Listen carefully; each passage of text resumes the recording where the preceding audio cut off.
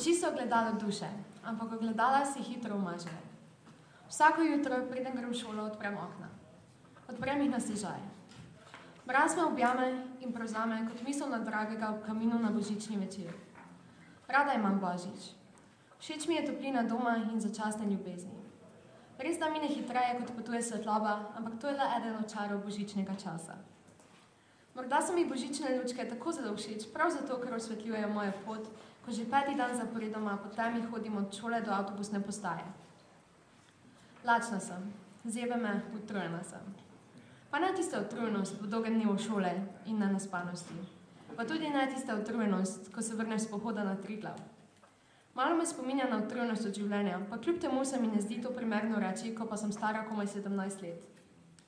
Zaradi mraza in vetra se mi solzijo oči.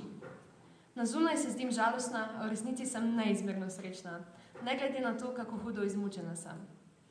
Srečna sem, ker sem se končno začela zavedati, česa si zaslužim. Po očih žalostna, po duši srečna, včasih celo euforična.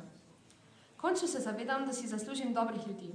Končno se zavedam, da lahko osrečujem tudi sama sebe. Po očih žalostna, po duši srečna. Zavem se, da je edini tip utrujenosti, ki ga čutim, samo utrujenost od doseganja ciljev, ki so si jih drugi zastavili zame. Končno prispem do postaje, polna življenja, polna pozitive, preveč polna sem ljubezni, da bi bila na pol ljubljena. Doma zaprem okno, navda me toplina, zdaj sem tudi v očeh srečna. Hvala.